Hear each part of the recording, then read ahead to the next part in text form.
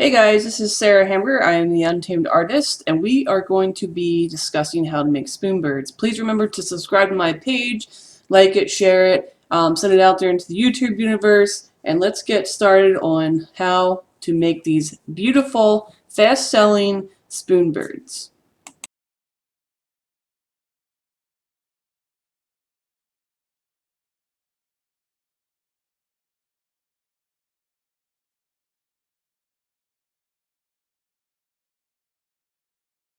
Alright guys, so we have our 3 spoons and a fork and our rod. We're going to take the first spoon and use some pliers to bend the handle back over itself. Um, so the important thing is just to keep it round and arced instead of kinked. So you got to be careful to use some pliers here. You can fix it, it's not a big deal. The first time around you'll get a feel for it and get better as you go. The important part is to leave a little tail end of the handle above the spoon itself. That's going to create the bird's tail. Secondly, we're going to take the second spoon, we're going to add it to the bottom as shown. Okay, next, as we said, we're going to add the bottom spoon. We're going to get a good feel for this. This is going to create the bottom beak and the bottom body of the spoon bird. And then our third spoon is going to go on top. As you can see, it's starting to create a little bird. And this is going to all be welded together, tack welded. In the beginning, you want to just make sure it's a good fit. You're going to just tack weld this bottom spoon onto the first spoon's handle. It can be a little tricky tack welding in there, but you should be able to get your tack in there with your MIG welder. Once that is done, I'll give you a close-up here so you can see exactly how much weld I put on there. You don't need much, so just a couple tack welds will do, and it'll keep it on there pretty secure. Alright, so next thing, we got that tacked on. We're going to take the third spoon and we are going to put that on the top. This is going to be our last spoon that we add, and this is going to form what appears to be the beak and the top feathers or head of the bird. You're going to have to do some adjusting here with your hands to bend the spoon, the top and bottom handle of each spoon a little bit so that it makes the beak portion of the bird exactly how you want it. Don't be too picky about this. It's kind of comes with time, and you just kind of go with your best judgment and don't worry about it. You can always put some tack welds in there if it isn't perfect.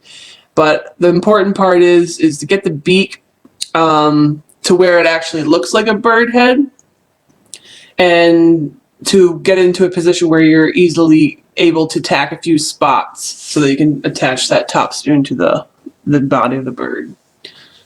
So here again, I'm making some adjustments. I'm going to go ahead and tack weld the tail to the top of the bird here. It's just not sitting right with me. So you're going to make adjustments along the way, and that's okay. And you will learn which points work the best for you. It's what the important part is that you just keep going and moving and learning as an artist. Okay, this isn't a competition, or you're not trying to make $1 million off of these, but they do sell like hotcakes. I'm telling you, I sell them for 20 bucks a piece, and I can't keep them on the shelf. So again, once you get that tail tacked down if needed, go ahead and put your final spoon on the head. This looks pretty good to me.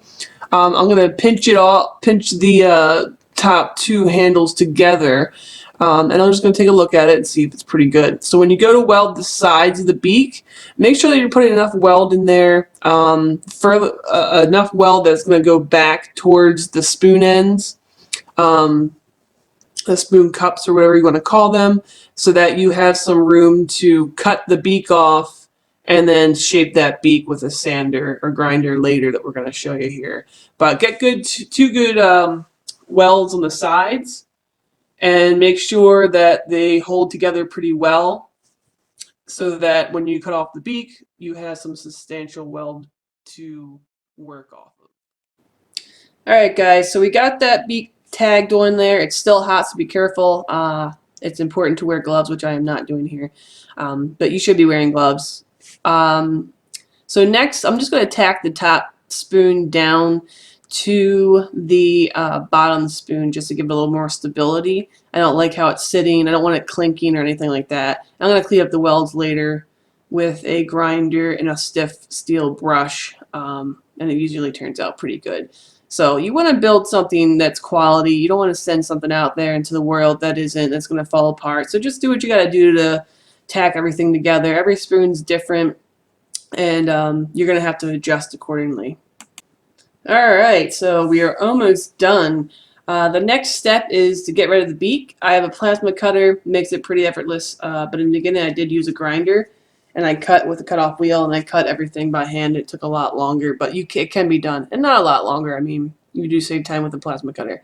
So just make sure you cut that off at the length that you want. It's really up to you and your creative insights, how long you want the beak, and what do you want it to look like overall.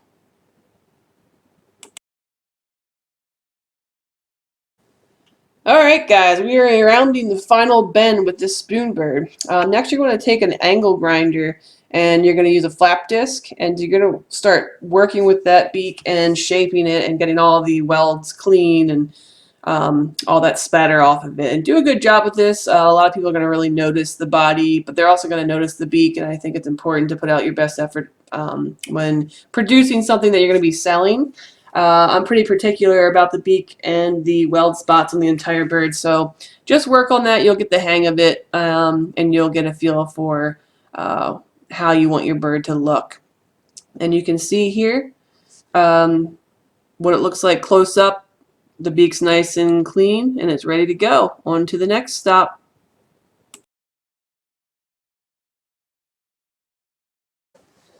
Alright guys, one of the last steps, we're going to be adding a stake. This is just that little piece of rolled steel that I had mentioned that you will need. So I'm just making an adjustment here.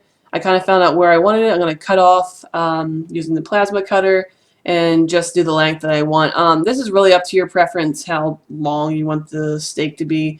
I use this stake to so that they can put into flower beds or flower pots, wherever they want to stick it into the ground. And then here I just tack weld it. I give a couple good tack welds all around, make sure this thing is not coming off. It would not be good if it did, so make sure you got it on there good and clean.